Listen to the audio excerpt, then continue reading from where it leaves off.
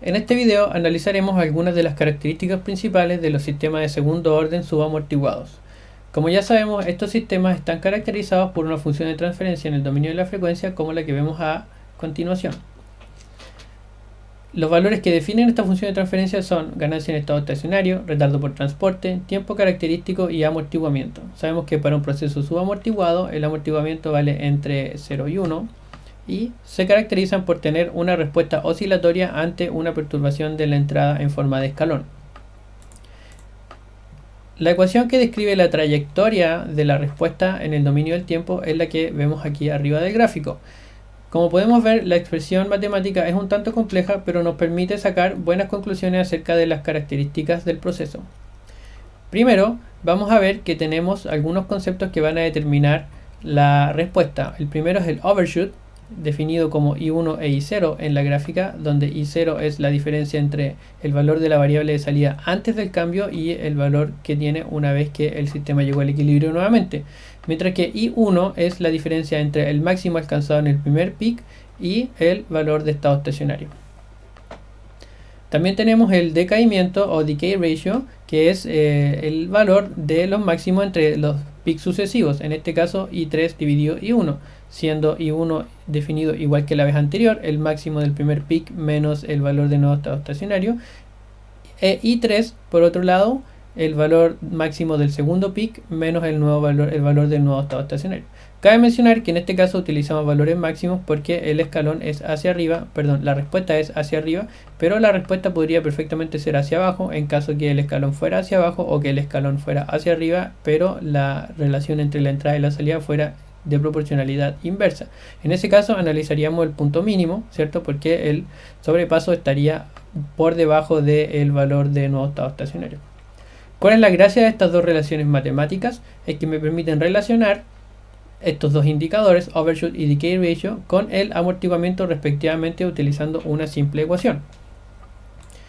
Haciendo un poco de manejo algebraico, podemos obtener el valor del amortiguamiento de cualquiera de las dos expresiones. En este caso se diferenciaron poniéndole un subíndice 1 y 2 dependiendo si venían de overshoot o de decay ratio. Normalmente, si los datos son de buena calidad, las dos ecuaciones van a arrojar un valor similar o muy parecido de amortiguamiento. Sin embargo, en algunos casos podemos obtener valores que difieran un poco y para ese caso se recomienda utilizar el promedio entre ambos. De todas formas, en condiciones reales donde se puede tener ruido de medición u otras variables afectando el proceso, se recomienda utilizar el overshoot, que entrega mejores resultados. Por dos razones principalmente. La primera es porque el tiempo que transcurre desde que se hace el cambio hasta el que podamos leer el overshoot es más corto que el que necesitamos para leer el decay ratio, disminuyendo la probabilidad de que otras variables interfieran en el proceso. Por otro lado, el decay ratio, al utilizar el segundo peak, en este caso, va a ser más difícil de identificar el valor máximo con precisión, al ser el peak más pequeñito, porque el ruido va a estar interfiriendo en caso de que existiera. Adicionalmente, tenemos una relación entre el tiempo característico del proceso y el periodo. En este caso, como vemos en esta ecuación, el periodo, que es el tiempo que transcurre entre dos peaks sucesivos de la respuesta, es igual a una función que depende del tiempo característico y del amortiguamiento. Como ya hemos calculado el amortiguamiento con posterioridad, nos queda simplemente calcular el tiempo característico basado en este periodo. Llevando esto a un ejemplo concreto, si utilizamos la ecuación característica para determinar los parámetros del modelo, podemos usar esta curva como ejemplo y ver que en este caso vamos a utilizar el overshoot. ¿Ya? Leemos del gráfico el overshoot definido como I1 dividido I0. I0 es 0,9 porque es la diferencia entre el nuevo valor de estado estacionario y el valor de la variable de salida antes de que se produjera cualquier cambio, en este caso 0,9. El overshoot es la diferencia entre el valor máximo del primer peak y el valor de nuevo estado estacionario, en este caso 1.4 menos 0,9. Eso nos arroja 1.4 menos 0,9, o sea 0,5 dividido 0.9, nos arroja un valor de amortiguamiento de 0.18. Nunca está de más verificar que el amortiguamiento efectivamente debía ser menor a 1 y mayor que 0 para producir este tipo de curva oscilatoria.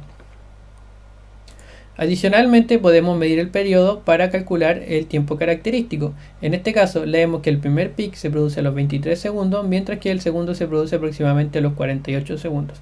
Esto nos da un periodo de 25 segundos y con el amortiguamiento previamente calculado resulta en un tiempo característico de 3,9 segundos. La función de transferencia es completada calculando el retardo por transporte y la ganancia en estado estacionario. En este caso se ve que el escalón se produce aproximadamente al segundo 2, mientras que la curva empieza su respuesta aproximadamente al segundo 10, dando un retardo por transporte de 8 segundos. Por otro lado, la ganancia de estado estacionario, delta I dividido delta U, se puede leer, en este caso ambas variables se encuentran en el mismo eje Y, lo cual no tiene por qué siempre ser así, pero en este caso leemos que el escalón fue de una magnitud de 0,75 y el nuevo estado estacionario de la variable de salida es 0,9, haciendo el cociente delta I dividido delta U, llegamos a un K que es de 1,2. Bueno, habiendo completado la función de transferencia con estos cuatro valores, podemos comparar cuál es la predicción que nos da el modelo ajustado mediante el overshoot y el periodo y compararlo con los datos originales. Como vemos, tenemos igual en azul los datos de los cuales partimos y en línea segmentada, gris oscura, la función de transferencia, la respuesta de la función de transferencia que obtuvimos con los valores tau 3,9, amortiguamiento 0,18, tau 8 y K 1,2, que son los que obtuvimos del análisis gráfico. Como podemos ver, la función se ajusta bastante bien a los datos experimentales, llamémosle en este caso, y hay algunas diferencias que están dadas nada más por las imprecisiones que tuvimos al leer el gráfico, que a pesar de que lo hicimos de manera relativamente expedita, no arrojó un gran error. Esto viene dado porque las relaciones que permiten calcular tiempo característico, amortiguamiento y demás desde los datos experimentales vienen dadas de la ecuación característica del sistema y no de métodos y relaciones empíricas. Por tanto, este método es uno de los preferidos para identificar sistemas de segundo orden subamortiguados.